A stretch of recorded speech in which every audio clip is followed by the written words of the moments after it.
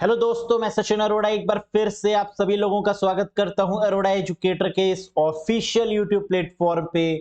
कैसे हैं आप सब? तो उम्मीद करते हैं आप सब बहुत बढ़िया होंगे। और आज अगेन हम लोग यहां पर कनेक्ट हो चुके हैं IBPS RRB clerk day 3 session के साथ में। 5 डेज 5 टेस्ट के इन सेशंस में आज तीसरा दिन है। डे 1 में, डे 2 में बहुत सारे अच्छे क्वेश्चंस हम लोग ने किए हैं। वही क्वेश्चंस को यहां पर किया जा रहा है जो 100% एग्जाम में देखा जाएगा। तो चलिए एक बार फिर से अपनी नॉलेज को टेस्ट करते हैं, कुछ नया सीखते हैं, कुछ रिवाइज करते हैं और बढ़िया तरीके से एग्जाम के लिए प्रिपरेशन करते हैं। Let's get started guys. साथ ही साथ आपको बता दें कि अगर आप आरबीआई असिस्टेंट, वैकेंसी आ चुकी है, कंप्यूटर एक इंपॉर्टेंट रोल प्ले कर रहा है। आरबीआई असिस्टेंट में भी 40 क्वेश्चंस देखे जाते हैं। और अगर आप बिल्कुल सीरियस हैं आरबीआई असिस्टेंट को लेकर, साथ में किसी भी बैंकिंग एग्जाम्स को लेकर या स्टेट लेवल एग्जाम्स को फोकस कर रहे हैं, तो आप ज्वाइन कर सकते हैं इस कोर्स को। कोर्स कंप्लीट कंप्यूटर कोर्स होगा। यहां पर बिल्कुल जीरो से हीरो लेवल तक पढ़ाया गया है। पीडीएफ, वीडियोस, मॉक टेस्ट तीनों यहां पर अवेलेबल आपको हो जाएंगी, वो भी बिल्कुल रीजनेबल प्राइस 555 में। किसी भी कंफ्यूजन के लिए आप दिए गए व्हाट्सएप नंबर पे हमें डायरेक्ट मैसेज कर सकते हैं और अपने कंफ्यूजन को रिजॉल्व कर सकते हैं। साथ ही साथ ये कोर्स अवेलेबल है अरोड़ा एजुकेटर एप्लीकेशन पर। यह एप्लीकेशन iOS और गूगल प्ले स्टोर दोनों पर ही अवेलेबल है। साथ ही साथ इस कोर्स की वैलिडिटी आपको मिलेगी 12 months from the date of purchase, यानी जिस दिन आप इससे जुड़ते हैं उस दिन से लेकर 12 महीने की वैलिडिटी के साथ में आपको मिलेगा। और विश्वास मानिए, इस कोर्स से कनेक्ट करने के बाद किसी दूसरी वीडियो, पीडीएफ, बुक्स या मॉक टेस्ट की रिक्वायरमेंट नहीं होगी। कंप्लीट अपडेटेड कोर्स ये आपको प्रोवाइडेड है। तो चलिए आज की सेशन की शुरुआत करते हैं गाइस। प्रीवियस सेशन यानी डे 2 में दो क्वेश्चन बैक टू बैक मैंने आपसे पूछे थे और जिनका दोनों का आंसर आपने बिल्कुल करेक्ट दिया था। क्वेश्चन क्या था देखते हैं। What is the keyboard shortcut for undo function? Undo की जो शॉर्टकट की होती है वो क्या होती है आप जानते हैं। अनडू मतलब कंट्रोल प्लस जेड और रीडू का मतलब होता है कंट्रोल प्लस वाई। फिर से याद रखिएगा, undo means control plus zed और रीडू का मतलब होता है कंट्रोल प्लस वाई। नेक्स्ट, दूसरा क्वेश्चन जो मैंने आपसे पूछा था वो था what is the maximum limit of available worksheet function in MS Excel?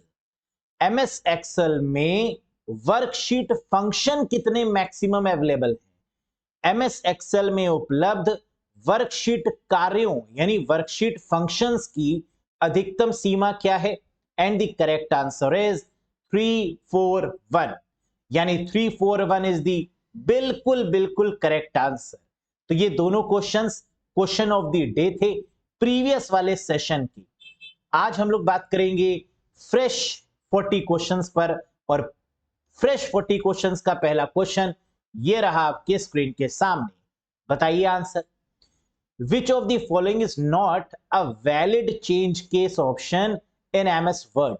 निम्नलिखित में से कौन सा एमएस वर्ड में वैध चेंज केस विकल्प नहीं है? Change case, upper case, toggle case, lower case, Pascal case या ऑल ऑफ दीज? हम जानते हैं upper case, toggle case, lower case, capitalise each word, ये सब हमारे चेंज केस हैं। लेकिन पास्कल केस ये कोई भी चेंज केस नहीं होता। तो करेक्ट आंसर क्या होगा? Pascal case is not a valid change case. Next, what is the maximum font size you can apply for any character in MS Word 2021? MS Word 2021 में किसी भी कैरेक्टर के लिए आप अधिकतम कितना फॉन्ट आकार लागू कर सकते हैं? हम जानते हैं कि मैक्सिमम फॉन्ट साइज कितना हो सकता है MS Word में, मिनिमम 1 और मैक्सिमम 1638, यानी second option is the correct one. Next, which key is use to increase the left indent? बाई इंडेंट को बढ़ाने के लिए किस कुंजी का उपयोग किया जाता है? हमें दाएं बाएं से कोई मतलब नहीं है, हमने देखा इंडेंट। इंडेंट का मतलब होता है टैब या मार्जिन, बस इतना याद रखिएगा। इंडेंट का मतलब क्या होता है, टैब या मार्जिन। मार्जिन किससे शुरू होता है, एम से। आंसर क्या होगा, control plus M is the correct answer.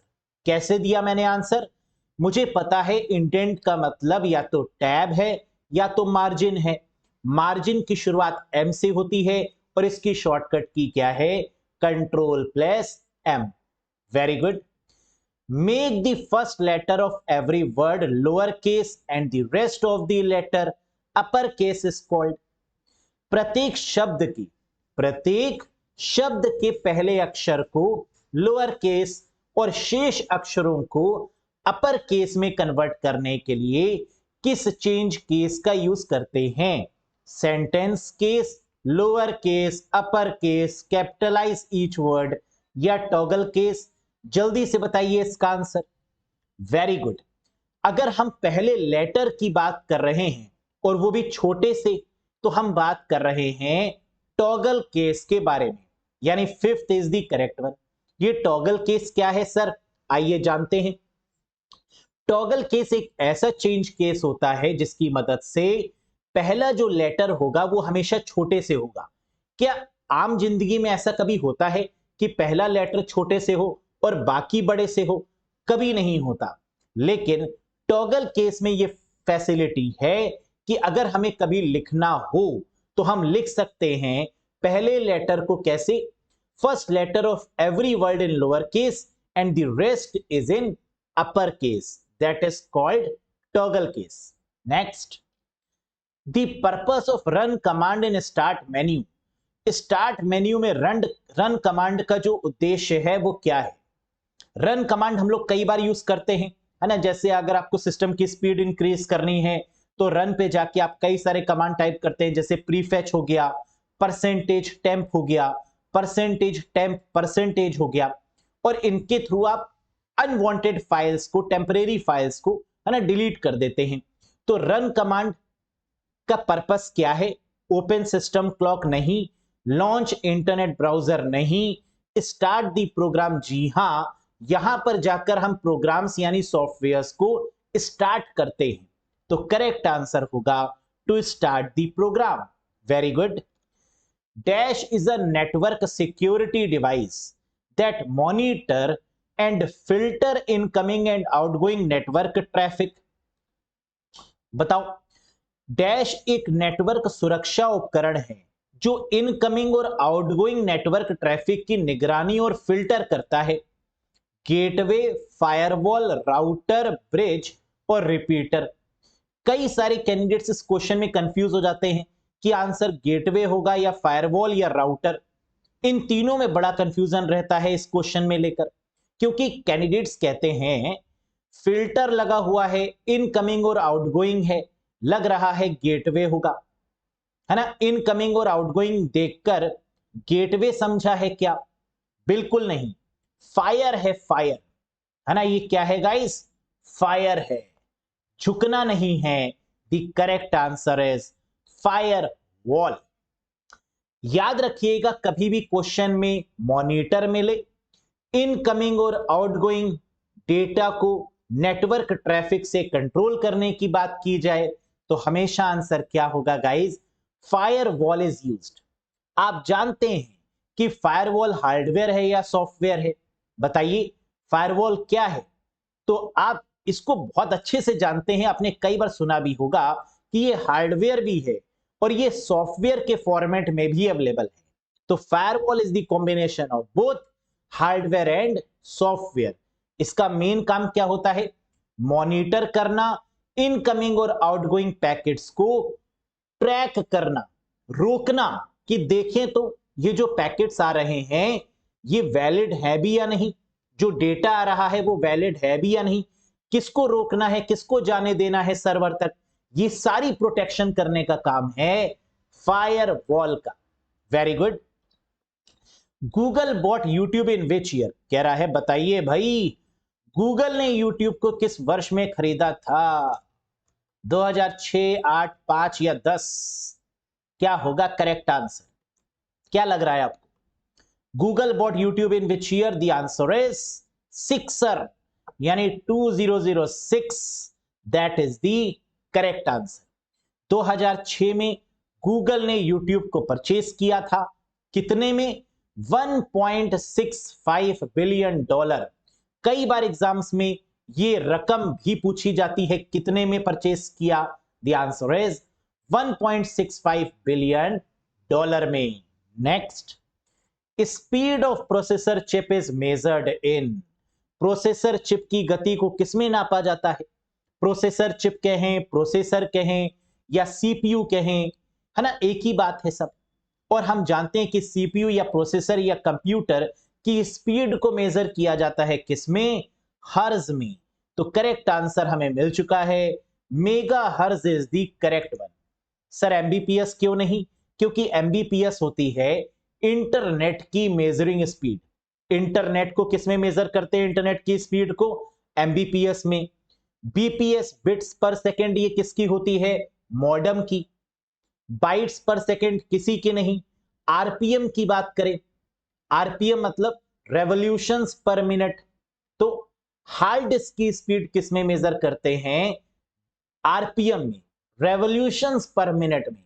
ये किसकी यूनिट है? हार्ड डिस्क की। Next, extra browser window of commercials that open automatically on browsing web page is called. Web पेजों को ब्राउज करने पर स्वचालित रूप से खुलने वाले विज्ञापनों की अतिरिक्त ब्राउजर विंडो को क्या कहा जाता है? कई बार ऐड खुल जाते हैं, है ना, हम लोग वेबसाइट पे काम करते हैं, साइड में एक ऐड आ जाता है, कहता है मुझ पर क्लिक करो जल्दी से, है ना, क्लिक मी क्लिक मी क्लिक मी। तो इस तरीके के ऐड को क्या बोलते हैं? स्पैम, वायरस, फिशिंग, पॉपअप या प्लगइन्स। क्वेश्चन में कह रहा है विंडो, और इस तरीके की विंडो को बोलते हैं पॉपअप विंडो, जो अपने आप खुल जाती है या क्लिक कर, कहती है क्लिक करो, है ना, मेरे ऊपर, that is called popup. Next, which function will be used to enter current time in a worksheet cell? जल्दी से बताइए, वर्कशीट सेल में वर्तमान समय दर्ज करने के लिए किस फंक्शन को उपयोग किया जाता है? टाइम की बात हो रही है। टाइम मतलब now function, now function for the current time, यानी करेक्ट आंसर होगा ऑप्शन नंबर 1। Very good. अब यहां पर आपको दो चीजें याद रखनी है। क्या? सर डेट और टाइम, है ना, दो चीजें क्या याद रखनी है? पहले केस में अगर डेट और टाइम दोनों पूछा जाए तो नाउ फंक्शन होगा, सिर्फ टाइम पूछा जाए नाउ फंक्शन होगा, करेंट डेट, सिर्फ डेट पूछा जाए तो टुडे फंक्शन होगा। यानी डेट के केस में टुडे होगा, टाइम के केस में नाउ होगा, और डेट और टाइम दोनों एक साथ पूछें तो भी नाउ होगा। Next, video files are available in dash format. Video files किस प्रारूप में उपलब्ध हैं? एवीआई, जेपीजी, पीएनजी, पीडीएफ या जीआईएफ? हम लोग बहुत अच्छे से जानते हैं जेपीजी हो नहीं सकता, क्योंकि जेपीजी इमेज का एक्सटेंशन है, पीएनजी भी इमेजेस होती हैं, पीडीएफ फाइल्स जिनको हम एडिट नहीं कर सकते, non editable files are called PDF files, Adobe के द्वारा डेवलप की गई। जीआईएफ ये भी इमेजेस का पार्ट है।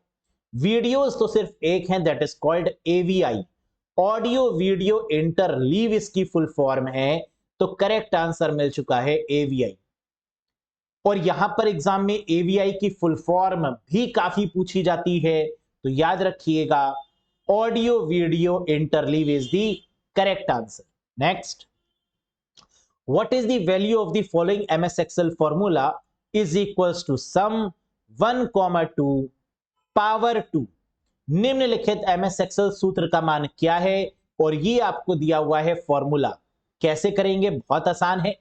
सम दिया हुआ है 1, 2 का, यानी 1 और 2 को सम कर दो तो 1 + 2 कितना हो गया? 3।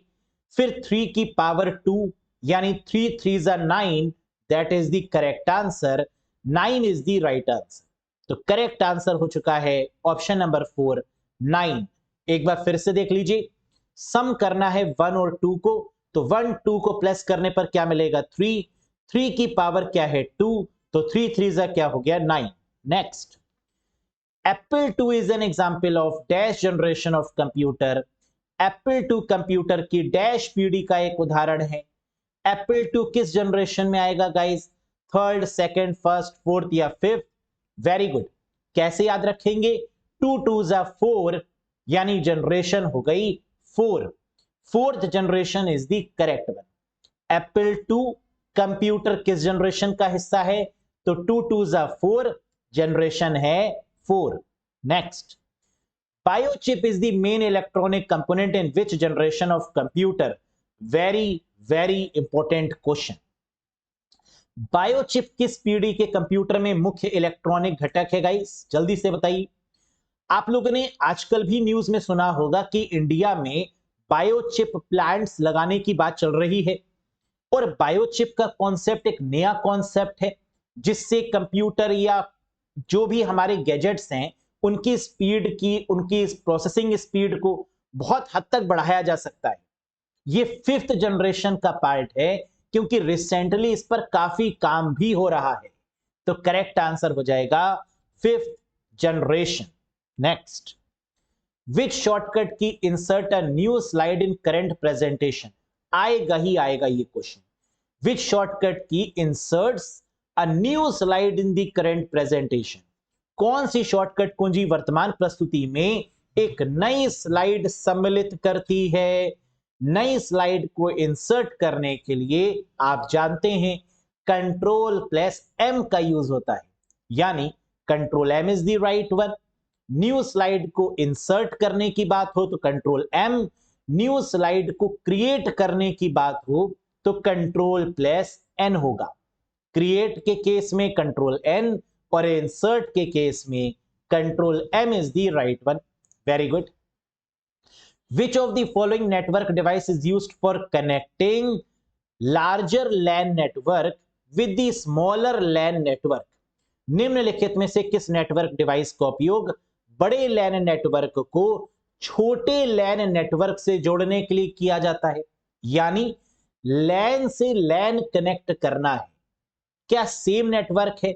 बिल्कुल. लोकल एरिया नेटवर्क को लोकल एरिया नेटवर्क से कनेक्ट करना है, बड़े नेटवर्क को छोटे नेटवर्क से कनेक्ट करना है, लेकिन दोनों तरफ सिमिलर नेटवर्क है. मैंने आपको बताया है जब भी क्वेश्चन में सिमिलर नेटवर्क की बात होगी तो आंसर क्या होगा गाइस? Very good. या तो ब्रिज होगा या तो राउटर होगा, या तो ब्रिज होगा या तो राउटर होगा, या तो ब्रिज होगा या तो राउटर होगा. क्या राउटर गिवन है? नहीं. क्या ब्रिज गिवन है? हां. तो आंसर मिल चुका है, bridge is the correct one. Similar के केस में ब्रिज या राउटर, डिफरेंट के केस में गेटवे. डिफरेंट के केस में gateway, different protocol, different network, different topology, gateway. The value of the Excel expression is equals to sum 5,5 true false is. बताइए. Excel expression is equals to sum this blah blah blah का मान क्या है? बहुत आसान है, सम ही तो करना है. 5 और 5 क्या हो गया? 10. ट्रू का मतलब क्या है? 1. फॉल्स का मतलब क्या है? 0. कितने ट्रू गिवन है? 2. तो 5 + 5 + 2 हो गया 12, यानी करेक्ट आंसर इज 12. कैसे किया फिर से देखिए. 5 5, ट्रू का मतलब 1 होता है, फॉल्स का मतलब 0 होता है, तो फॉल्स को तो भूल जाइए. 5 5 को जोड़ लीजिए 10. कितने ट्रू गिवन थे? 2, यानी 10 + 2 कितना हो गया? 12. That is the right one. Next, which of the following symbol are commonly known as wild card in MS Excel 365? निम्नलिखित में से किस प्रतीक को आमतौर पर एक्सेल 365 में वाइल्ड कार्ड के रूप में जाना जाता है?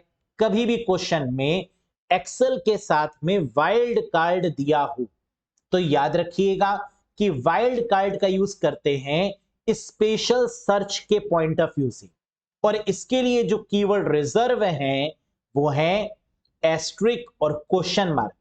तो जैसे ही देखें एक्सेल वाइल्ड कार्ड, तुरंत आंसर लगा दीजिए एस्ट्रिक और क्वेश्चन मार्क, यानी correct answer is option 3. used for the special search purpose.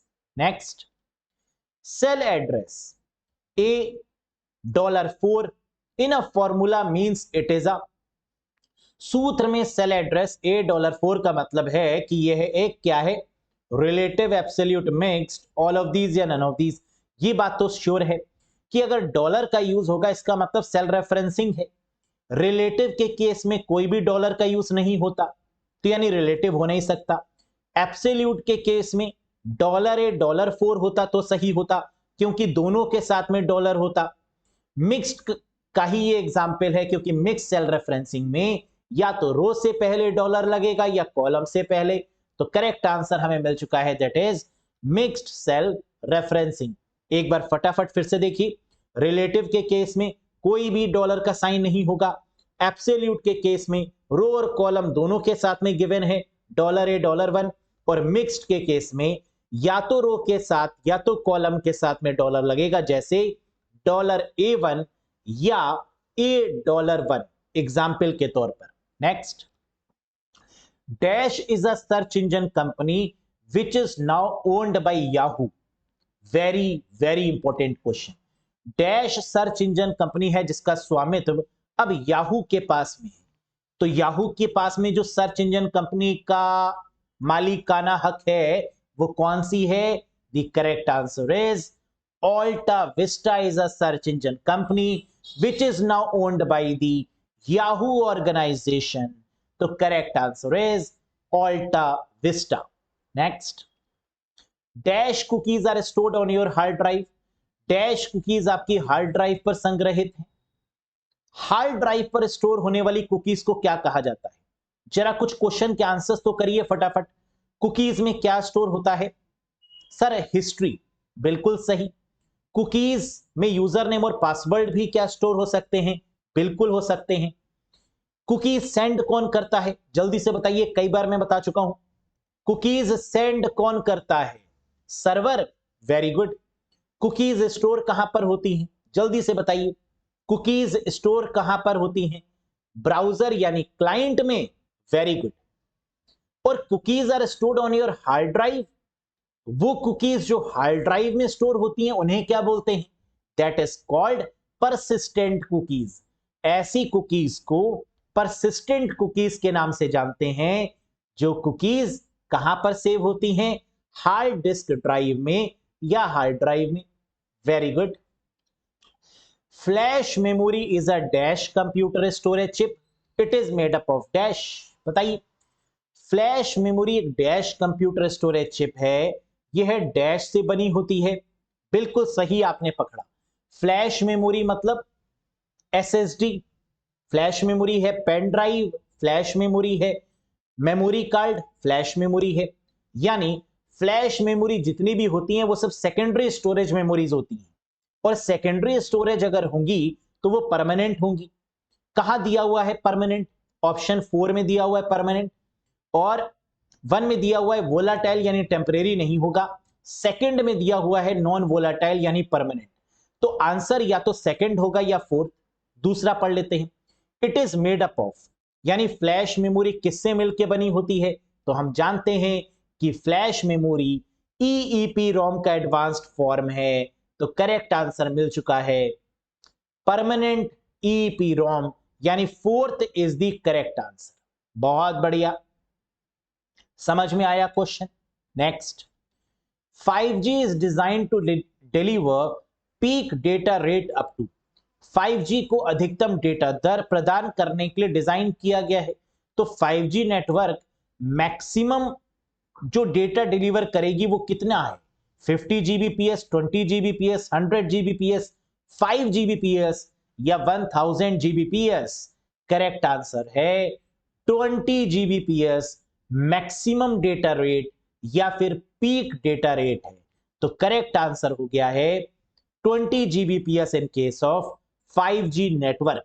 Next, loop back address is used for 127.0.0.1 is called a loop back address, जिसको टेस्टिंग एड्रेस के नाम से भी जानते हैं। तो लूप बैक एड्रेस का यूज किया जाता है टेस्टिंग पर्पस से, यानी self testing, Ethernet card testing, network card testing, ये सभी ऑप्शंस करेक्ट हैं। तो ऑल ऑफ दीज लगा दो ना, बिल्कुल सही। लूप बैक एड्रेस का यूज करते कौन है? प्रोग्रामर कर सकते हैं, हैकर कर सकते हैं, वेब डेवलपर कर सकते हैं, टेस्टिंग करने के पॉइंट ऑफ व्यू से। Next, SSL is a protocol developed by, SSL की फुल फॉर्म याद रखिएगा, very very important one, secured socket layer. ये सिक्योर प्रोटोकॉल के रूप से जानी जाती है, HTTPS में इसका यूज किया जाता है और इसको डेवलप किया है किसके द्वारा? नेटस्केप कंपनी के द्वारा, यानी the correct answer is Netscape. ये क्वेश्चन ऐसे भी आता है एग्जाम में कि नेटस्केप कंपनी ने किस सिक्योर प्रोटोकॉल को डेवलप किया है, and the answer is SSL, secure socket layer. Next, port number of SMTP and POP3 protocol is respectively, ये पोर्ट नंबर्स अलग अलग भी पूछे जा सकते हैं आपको एग्जाम में। SMTP का अलग पूछ लिया, POP3 का अलग पूछ लिया, ये भी पॉसिबिलिटी है। हम जानते हैं SMTP एक ऐसी प्रोटोकॉल है जिसके थ्रू मेल को सेंड किया जाता है, और POP3 और IMAP ऐसी प्रोटोकॉल्स हैं जिनके थ्रू मेल को रिसीव किया जाता है। SMTP का पोर्ट नंबर है 25 और POP3 का है 110। बिल्कुल सही जवाब दिया है, करेक्ट आंसर होगा 25 और 110, 25 and 110 is the absolutely the correct answer. Next, dash is a search engine based in Berlin Germany, कह रहा है बताइए, डैश बर्लिन जर्मनी में स्थित एक सर्च इंजन है, खोज इंजन है, बर्लिन जर्मनी का ये फेमस सर्च इंजन है, Ecosia, Bing, DuckDuckGo, Wolfram Alpha या Yandex, and the correct answer is Ecosia. याद रखिएगा, बर्लिन और जर्मनी द्वारा यूज किया जाने वाला very famous search engine that is called Ecosia. Next, what is the use of shift F3 shortcut in MS Excel 2021? ये IBPS को बहुत पसंद है क्वेश्चन। शिफ्ट F3 का यूज एक्सेल में कई बार पूछा जा चुका है, बताइए आंसर। MS Excel किसी भी वर्जन की बात करें, है ना, या वर्जन दिया हो या नहीं दिया हो, आंसर सेम होगा। और आंसर क्या होने वाला है guys? To insert a function, function insert करने के लिए शिफ्ट प्लस F3 का यूज किया जाता है। फिर से ऐसे भी पूछ लेते हैं कि एक्सेल में फंक्शन इंसर्ट करने के लिए शॉर्टकट की क्या है? Shift F3। ऐसे ही पूछेंगे क्योंकि ये तो पूछा जा चुका है एक बार, अब बदल देंगे, है ना, यही करता है IBPS। तो to insert a function shift F3 और shift F3 to insert a function. Very good. Which of these rendering engine is used by Chrome web browser? इनमें से कौन सा rendering engine Chrome web browser द्वारा उपयोग किया जाता है? रेंडरिंग इंजन का काम क्या है? जब भी ब्राउजर पे जो भी हम सर्च करते हैं, हमारी सर्च को सर्वर पर लेकर जाना और आंसर ढूंढ के हमको दिखाना, ये काम करता है रेंडरिंग इंजन। और गूगल क्रोम का रेंडरिंग इंजन है ब्लिंक। गूगल क्रोम का रेंडरिंग इंजन क्या है guys? Blink. Dash is a private network, very good, that enterprises used to provide trusted third parties। जैसे ही आपने देखा प्राइवेट और साथ में देखा थर्ड पार्टीज, आंसर मिल जाना चाहिए। डैश क्या एक निजी नेटवर्क है जिसका उपयोग उद्यम विश्वसनीय तृतीय पक्षों को प्रदान करने के लिए किया जाता है। थर्ड पार्टीज का मतलब शेयर होल्डर्स, डिबेंचर होल्डर्स, है ना, पार्टनर्स, इन सब के लिए जो प्राइवेट नेटवर्क है दैट इज कॉल्ड एक्स्ट्रानेट, यानी third is the correct one. Next, Dash is a software or hardware that has been advertised but is not yet available to buy। एक ऐसा सॉफ्टवेयर या hardware जिसका विज्ञापन किया गया लेकिन अभी तक खरीदने के लिए उपलब्ध ही नहीं है। हवाई बातें हो गई, अभी अवेलेबल ही नहीं है, बातें बड़ी लंबी लंबी हो रही हैं, एंड दिस इज कॉल्ड हवाई बातें या vaporware, that is the correct one. वो हार्डवेयर सॉफ्टवेयर जो अवेलेबल ही नहीं है लेकिन एडवर्टाइजमेंट कर दिया गया, that is called vaporware. Dash ports are also known as com ports. Dash port को कॉम पोर्ट यानी कम्युनिकेशन पोर्ट के नाम से जाना जाता है। कॉम पोर्ट किसको बोलते हैं? Parallel port, serial port, RJ45, RJ11 या ऑल ऑफ दीज? RJ45 हो नहीं सकता, क्योंकि RJ45 के लिए लैन केबल, ईथरनेट केबल या ट्विस्टेड पेयर केबल जैसे शब्दों का होना अनिवार्य है ना? अगर लैन केबल होगा, ट्विस्टेड पेयर केबल होगा, या फिर you can say Ethernet cable होगा, तभी आंसर आपका बनेगा RJ45। RJ11 कब होगा? जब टेलीफोन लाइंस गिवन होगा। टेलीफोन लाइंस के केस में आंसर होगा RJ11। बचा क्या? Parallel port. Parallel port answer तब होगा जब प्रिंटर स्कैनर दिया होगा, ये भी नहीं दिया है, तो आंसर क्या हो गया? Serial port. सीरियल पोर्ट को ही कॉम पोर्ट बोलते हैं, क्योंकि सीरियल पोर्ट एक ऐसा कम्युनिकेशन पोर्ट है जो माउस, कीबोर्ड इन सबको कनेक्ट करने में मदद करता है पहले के समय में, है ना? क्योंकि अब तो यूएसबी पोर्ट का यूज होता है, लेकिन पहले के समय में पैरेलल पोर्ट्स प्रिंटर और स्कैनर के लिए, serial ports for the mouse and keyboard purpose use किया जाता था। Next, TCP and UDP operate in which layer of the OSI model? जल्दी से बताइए, टीसीपी और यूडीपी ओएसआई मॉडल की किस परत में काम करती है? मैंने देखा टीसीपी और यूडीपी कई बार बता चुके हैं कि ये दोनों ही बहुत फेमस लेयर है ट्रांसपोर्ट लेयर की, जिसमें टीसीपी की फुल फॉर्म है ट्रांसमिशन कंट्रोल प्रोटोकॉल और यूडीपी की है यूजर डेटाग्राम प्रोटोकॉल। जहां पर इंपॉर्टेंट क्वेश्चन एग्जामिनेशन में बनता है कि ऐसी कौन सी लेयर है ओएसआई मॉडल की जो सबसे इंपॉर्टेंट लेयर है, जो हार्ट है ओएसआई मॉडल का? The correct answer is transport layer. ऐसी कौन सी प्रोटोकॉल है जो कनेक्शन ओरिएंटेड है? टीसीपी। ऐसी कौन सी प्रोटोकॉल है जो कनेक्शन लेस है? यूडीपी। ऐसी कौन सी प्रोटोकॉल है जिस पर विश्वास नहीं कर सकते, नॉन रिलायबल है? यूडीपी। ऐसी कौन सी प्रोटोकॉल है जिस पे विश्वास कर सकते हैं, रिलायबल है? TCP. Clear? Very good. Which of the following is the extension of WordPad? निम्नलिखित में से कौन सा वर्डपैड का एक्सटेंशन है? .txt, rtf, xls, wpd, doc।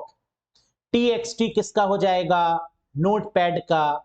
rtf किसका होगा? वर्डपैड का, यानी rich text format. Rich text format. xls किसका है? एक्सेल शीट का। doc किसका है? doc या docx ms वर्ड का है। Very good. Windows 10 released on dash and support ended year is dash। very important question। Windows 10 कब जारी किया गया था? अब तो Windows 11 आ चुकी है, लेकिन Windows 10 बहुत इंपॉर्टेंट है। इसका रिलीज और एंड ईयर दोनों पूछा जाएगा एग्जाम में, इसकी पॉसिबिलिटी बहुत हाई है। याद रखिएगा, Windows 10 आया 2015 में और टाटा बाय बाय होगा 2025 में, यानी करेक्ट आंसर है 10 साल का डिफरेंस होगा रिलीज और एंड में, यानी first option is the correct one, 2015 and 2025। Which type of security is provided by HTTPS? HTTPS द्वारा किस प्रकार की सुरक्षा प्रदान की जाती है? अभी हम लोगों ने एक क्वेश्चन देखा था जहां पर सिक्योरिटी की बात करी थी हमने, और आपको बताया था कि सिक्योरिटी के लिए हमेशा किसका यूज करते हैं? SSL का, सिक्योर्ड सॉकेट लेयर का। लेकिन अब SSL का एडवांस्ड फॉर्म भी आ चुका है, that is TLS, transport layer security. तो SSL भी करेक्ट होगा और TLS भी करेक्ट होगा।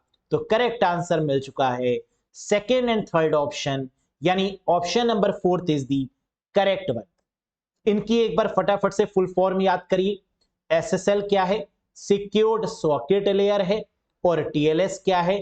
ट्रांसपोर्ट लेयर पर काम होने वाली ट्रांसपोर्ट लेयर सिक्योरिटी। साथ ही साथ ये क्वेश्चन भी पूछा जा सकता है कि SSL और TLS ये दोनों OSI मॉडल में किस लेयर पे काम करती हैं? आंसर आपको दिख रहा है यहां पे, ट्रांसपोर्ट लेयर लिखा हुआ है। तो इसका मतलब ये दोनों ही जिस लेयर पे काम करेंगी वो है ट्रांसपोर्ट लेयर। पहले सेशन लेयर पे काम करती थी, लेकिन अब चेंज करके इनको किस में कर दिया गया है? ट्रांसपोर्ट लेयर में। इसको याद रखिएगा। Next, it is a security attack through SMS. बस मिल गया आंसर। यह एसएमएस के माध्यम से एक सुरक्षा हमला है। वो हमला जो एसएमएस के थ्रू किया जाता है दैट इज कॉल्ड स्मिशिंग। बस इतना याद रखो, एसएमएस स्मिशिंग। तो लगा दो फर्स्ट। एक बार पढ़ लेते हैं question. It is a security attack through SMS in which the user is tricked into downloading a Trojan horse और other malware onto his mobile. यह एसएमएस के माध्यम से एक सुरक्षा हमला है जिसमें उपयोगकर्ता को अपने मोबाइल पर ट्रोजन हॉर्स या अन्य मैलवेयर डाउनलोड करने के लिए धोखा दिया जाता है। एक मैसेज आता है आपको एसएमएस के फॉर्म में, है ना, और वहां कहा जाता है कि ये लिंक है, इस पे क्लिक करो, और क्लिक करते ही ट्रोजन हॉर्स डाउनलोड, और फिर data hack hack hack hack, है ना, काम हो गया उसका। Next, which is the software that translate and execute a high level language program one line at a time is called। बताइए गाइस, वह कौन सा सॉफ्टवेयर है जो उच्च स्तरीय यानी हाई लेवल लैंग्वेज में यूज होता है? उच्च स्तरीय का मतलब हाई लेवल लैंग्वेज, और हम जानते हैं कि हाई लेवल लैंग्वेज में दो ही ट्रांसलेटर यूज किए जाते हैं, या तो कंपाइलर या तो इंटरप्रेटर। कंपाइलर कब होगा?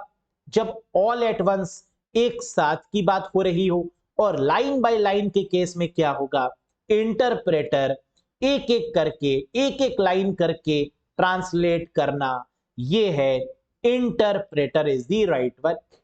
कंपाइलर क्या करता है? कंपाइलर का काम है सोर्स कोड को किस में कन्वर्ट करना? जल्दी से बताइए।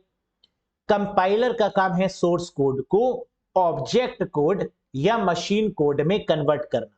ये लाइन याद रखिएगा, यहां से भी एक क्वेश्चन आपको मिलेगा कि कंपाइलर का काम क्या होता है? सोर्स कोड को किस में कन्वर्ट करना? तो या तो ऑप्शन में ऑब्जेक्ट कोड होगा या मशीन कोड होगा। That is the correct one. Next, what is the RAM memory slot on a laptop called? Laptop पर रैम मेमोरी स्लॉट को क्या कहा जाता है? जहां पर रैम लगाई जाती हैं उनको सिम कहते हैं, SIMM, या डिम कहते हैं, DIMM, या रिम कहते हैं, RIMM। यहां पर क्या गिवन है? डिम गिवन है, तो आंसर क्या हो जाएगा? Dual inline memory module. That is the correct one. यहीं पर तो रैम्स लगती हैं, इसी स्लॉट में लगाई जाती हैं, that is called dim. Next and the last question guys, as of June 2023 the Dash supercomputer is the fastest supercomputer in India। India का सबसे फास्टेस्ट सुपर कंप्यूटर कौन सा है गाइस?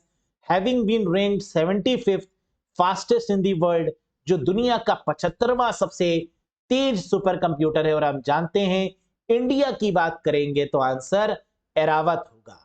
क्या होगा? एरावत होगा इंडिया के केस में, जबकि वर्ल्ड के केस में करेक्ट आंसर है फ्रंटियर। किसका है? यूएसए का है। फ्रंटियर ये दुनिया का और एरावत इंडिया का। क्या ये बात समझ में आ गई? भारत भी बोल सकते हैं, है ना, भारत का, इंडिया का, that is Airavat.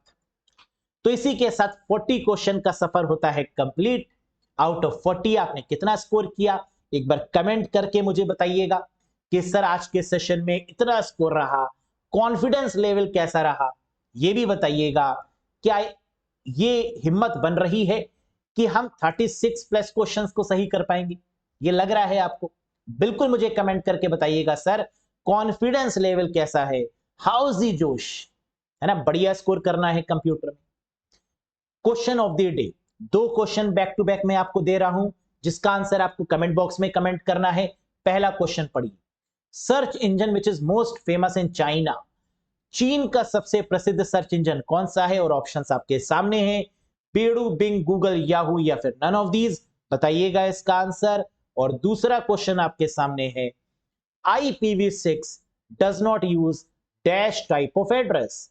IPv6 dash प्रकार के पते का उपयोग नहीं करता, किस तरीके के एड्रेस का यूज नहीं करता IPv6? Broadcast, multicast, Anycast, unicast या ऑल ऑफ दीज? क्या होगा इसका करेक्ट आंसर?